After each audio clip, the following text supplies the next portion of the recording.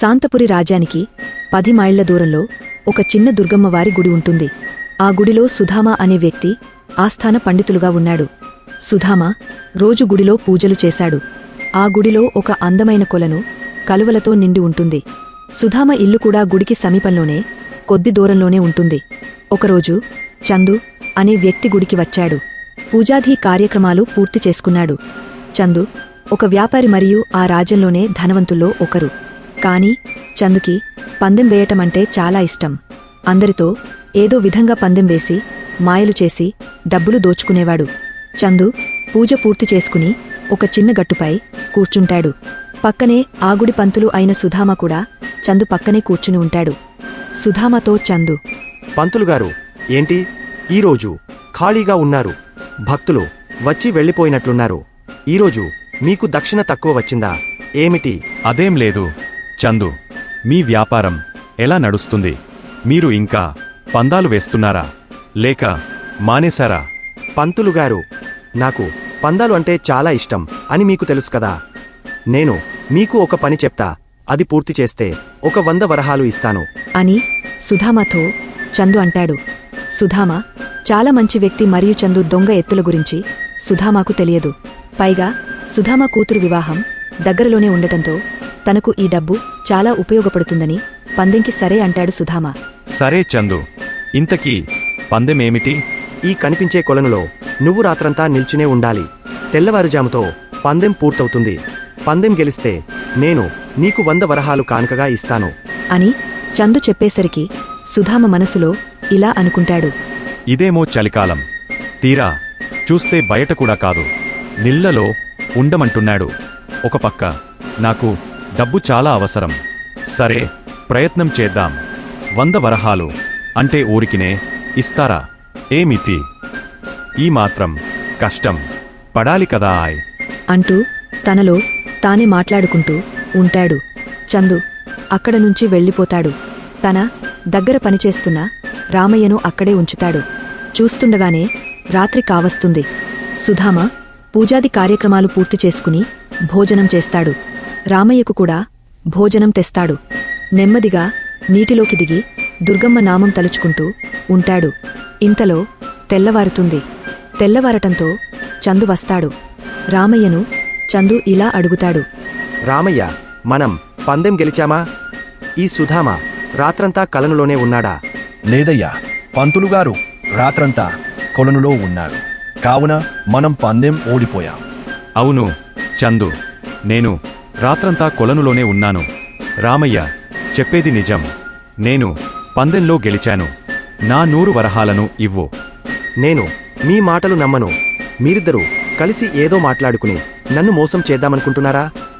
సరే సుధమ, నువ్వు రాత్రంతా కొలనులలో ఉన్నట్టు సాక్ష్యం నిరూపించు.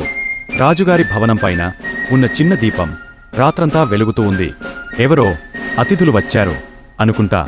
అక్కడ ఎవరెవరో తిరుగుతున్నట్లు, నాట్యం చేస్తున్నట్లు కనిపించింది.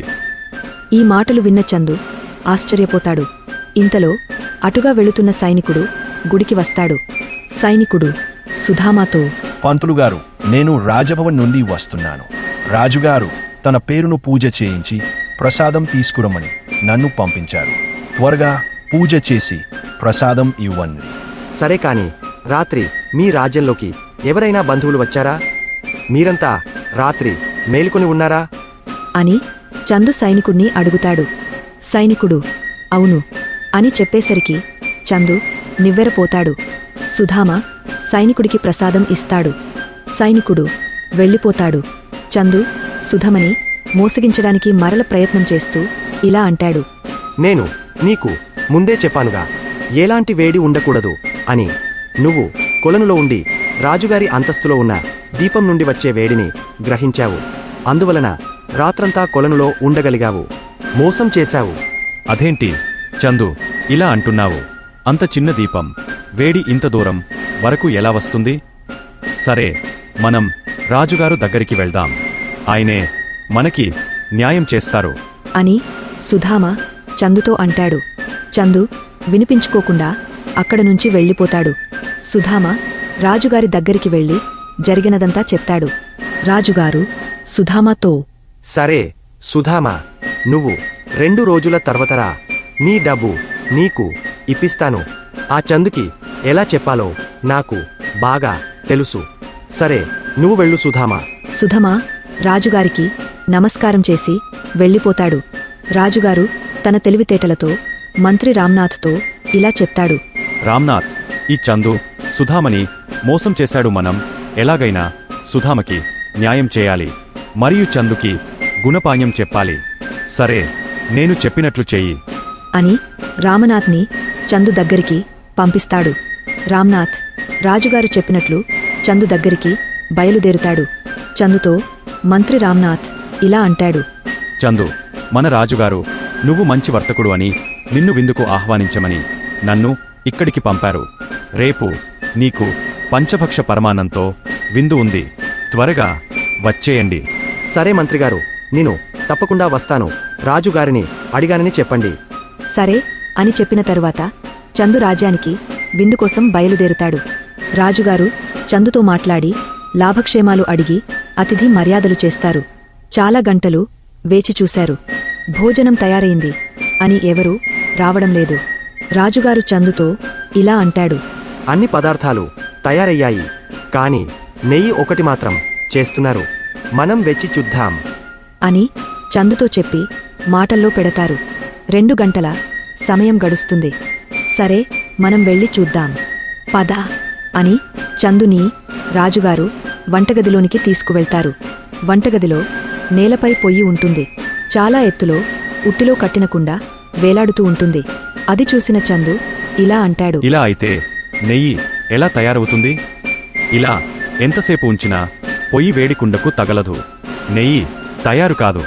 చందు మాటలకి మంత్రి అయిన రామ్నాథ్ చాలా తెలివిగా ఇలా అంటాడు. అవునా చందు, అలా అయితే మరి రాజ్యం నుండి దుర్గమ్మ గుడికి చిన్న దీపం వేడి ఎలా తాకుతుంది? సుధామని కూడా ఇలానే మోసం చేశావు కదా. చందుకి విషయం అర్థం అవుతుంది.